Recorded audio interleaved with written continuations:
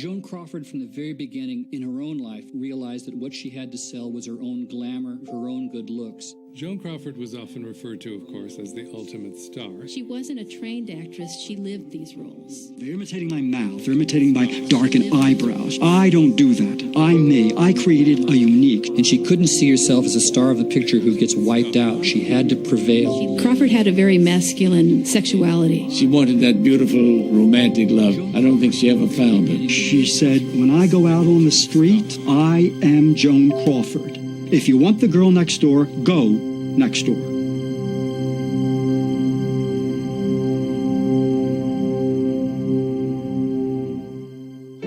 The Damned Don't Cry is loosely based on the story of Virginia Hill and Bugsy Siegel, who were real famous gangster in his mall in the 1940s. Siegel was heavy into organized crime back east. Sometime in the late 30s, he was sent out west, and he eventually became part of the establishment of Las Vegas as a major resort and gambling mecca. In fact, the Hotel Flamengo was a pet name that he had for Virginia Hill, who was a mysterious figure herself, kind of a very wealthy socialite with a Beverly Hills address, but no background. I think the fact that this is based on reality and real people, glamorous, violent people, would pique audience interest.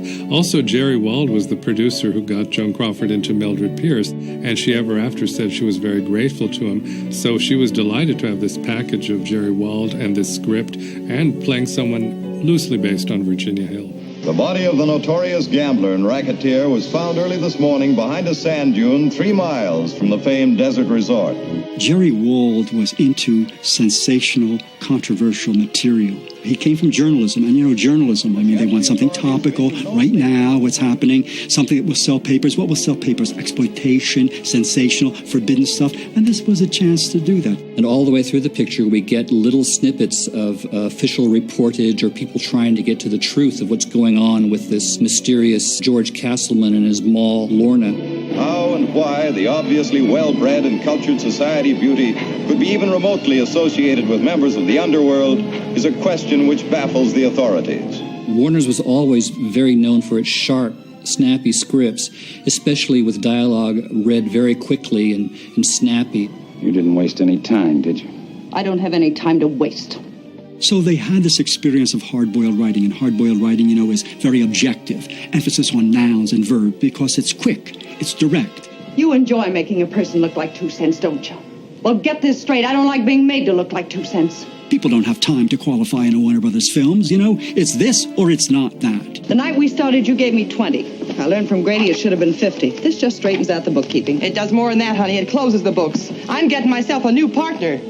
While you're at it, you better get yourself a couple of other new items, if you'll excuse the expression. After the war, when film noir came back in a big way, we got a lot of that, especially when James Cagney returned in a couple of gangster movies. The Damned Don't Cry definitely has that feel. Now, the way I got it figured, a guy who's satisfied, the guy standing still. You're not standing still. You're moving backwards. Don't look that way from where I sit. It's where I sit that counts. And from where I sit, I don't like what I see. The Damned Don't Cry really has the Warner look of the period, which was almost uniform. The movies launch quickly. They move very fast. There's no relaxing of the pace. They go from sequence to sequence, and then when they're over, they are over fast. It has that look. It has the feel of these very crisply shot scenes where there's no fat in any of them. One reason for this was because of the head of the studio's penuriousness. He felt that, a movie that talks longer, runs longer. A movie that runs longer costs more. Also the fact that it is embodied by Joan, who is always seen on the move, always moving, always doing something, always, bursting out of this and going into that and trying this and trying that. That also gives the impression of movement, briskness. But I take my mother before I take you. Ah, shut up. The original script, The Victim, was written for a beginning of a 16-year-old girl who was going to New York and trying to make good. And The Damned Don't Cry, of course, was a woman, already Crawford was in her 40s, so it needed some readjustment. And it turned out all right for Crawford.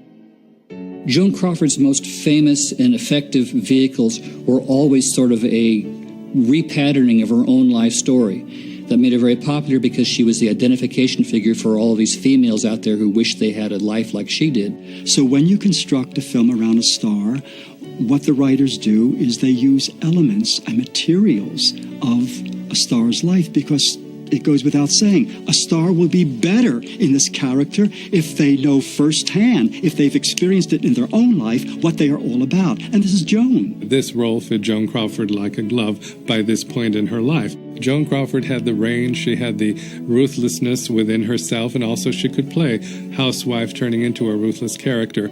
I'll show you, I promise you. That's what you said when we were married. It's what you said when Tommy was born. It's what you've said every year since. But it's still the same. With you, it'll always be the same. Well, I've done the best I could. Well, it ain't good enough. She wasn't a trained actress. She lived these roles. And she certainly had been through enough in life that she would have identified with Ethel Whitehead and what she went through. Ethel Whitehead is this put-upon, miserable drudge of a housewife married to a working man who doesn't appreciate her, who just yells at her for spending money. And she wants out of it so badly that when there's a tragedy in her life, she takes the first opportunity to quit and try to start her life over and to accomplish something. Let her go. She'll be back. She'll find out what it's like. Whatever it's like, it'll be better than this. I want something more than what I've had out of life. And I'm going to get it. But then when she goes to New York, she realizes that she needs to use her sexuality in order to achieve what she wants, being in basically a man's world. And anybody who could make a peplum move like you don't need anything else. Well, in this film, it shows very clearly that what a woman in those days had to offer was basically her sex appeal, her looks, and if she was willing to trade on them, then gaining power, money, position through sex. In gangster movie tradition, she uses sex just like supposedly James Cagney or someone might use a gun, which is the old saying. But the fact is, she's competing in a world that she conceives of as a man's world. Why haven't I seen you around here before? And she has to use whatever resources she has. Now, in whose name shall we write the lease? Mrs. Forbes. Mrs. Lorna Hanson Forbes. Forbes. Oh, yes, of course. Steel, isn't it? Or is it tobacco? No, oil. That's why I'm leaving. Derricks everywhere, even in the backyard. Once she becomes the socialite, she and her mentor create this persona. And only by creating that persona can she enter that part of society. Lorna is, well, of course, what you would call a social climber. She not only wants wealth, but she very much wants, as Joan Crawford did in real life, to be a lady, to belong in society. Joan Crawford, from the very beginning in her own life, realized that what she had to sell was her own glamour, her own attractiveness, her own good looks. No, save it for tonight. In her characters in her movies, and especially in The Damned Don't Cry, she's using this as a currency to get where she wants to go. Just what kind of a place in your organization did you have in mind, Mr. Castleman? Well, it's too soon to judge yet. We'll have to see in which direction your capabilities lie. When you went to her films like The Damned Don't Cry, it is a Joan Crawford movie. It's not just she's in it or she's the leading lady. It revolves totally around her. And of course she has men in her life in these films, but all of these men are not stars at all. They're not even significant actors. They're B players. And audiences knew it. And audiences came out for Joan. It was a Joan Crawford movie. After all, you're responsible for this whole thing. I wouldn't have had the nerve. You don't need it. I got enough for both of us. Joan's relationship with her directors, which was off the set as well as on the set, had to do with the fact that Joan wanted to be liked. Joan wanted an audience. So how better to get an audience than to have the director love you, be in love with you. She did say herself, I think most of my directors have fallen a little in love with me, and that would give her more security. Again, that he would be behind her, on her side. Joan Crawford was definitely so in love with her image that she wanted total control over the way she was perceived. And having control over the movie, of course, means having a very good relationship with her directors. She really wanted to know that no one on that set could be favored over her. She wanted to be at the center of everything, and that's why she wanted to monopolize the attention of their directors. Hey, look out!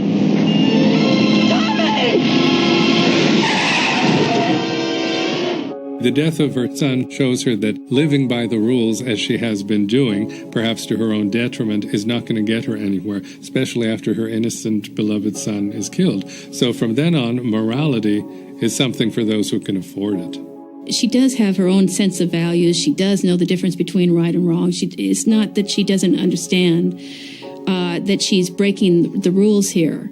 I think she's breaking the rules that she sees as being unimportant. Don't talk to me about self-respect. That's something you tell yourself you got when you got nothing else. What kind of self-respect is there in living on aspirin tablets and chicken salad sandwiches? Look, Marty, the only thing that counts is that stuff you take to the bank. That filthy buck that everybody sneers at but slugs to get. It is a major turning point in the story because it's when they actually decide that they're going to get involved in organized crime. He's going to corrupt himself, take the fast money. He's doing it because he thinks he's going to get to stay near his sweetheart, Ethel. But she's doing it because she knows it's the first rung on the ladder to better things. She's quite a Machiavellian character. Toward the end, I felt that we needed some real violence in the picture. And I suggested that Crawford really get beaten up severely. It's a clan revolt. They're out to get me, aren't they? Aren't they? Yes. Stop it, George. It was quite courageous of Joan Crawford to let herself, a star, a lady, be beaten up to the extent that she was in this film. The character, played by David Bryan, George Castleman, is a killer, a brute. I mean, he's like a cobra visually. He doesn't just slap her once or twice. He really beats up on her. You're so used to lying and cheating and double-crossing, you can almost make it seem good. It's very rough at the end of The Damned Don't Cry, and the violence is pretty ferocious. It's the only punishment Lorna Hanson Forbes gets for her sins, really, so it gets dished out in a big measure. Now, even though the result is basically 2 smudges, one per cheek, and then a little bit of blood around the lips, it's a very brutal scene even today, and it is Joan Crawford being beaten up. Joan Crawford was fascinating in many ways, not only as a woman who sought a career and had a career, but in the choices that she made. Joan Crawford was Joan Crawford's star the moment she stepped out of her apartment. Now, some people found that a bit too much because this became her life, but on the other hand, that's all she ever wanted to be. And even now, years later, decades later, you can't take your eyes off of her on the screen. Joan Crawford was definitely the epitome of the glamorous Hollywood star who's based on an image which is manufactured. She believed in this to her dying day, and she used every hour of every day to promote this image. She was ruthless, and she achieved it, and she held her stardom longer than almost any other star, male or female. I met her in 1975. I spent an afternoon with her, cocktails. And for that 3 or 4 hours that I spent with her, I never once felt that she was not a star. More than that, the reigning star in Hollywood in 1975, the way she carried herself. Of course, it was a performance, but she was so into it. That's what she was in her movies. A performance it was. But she was so into it that it just intrigued and lit up the screen.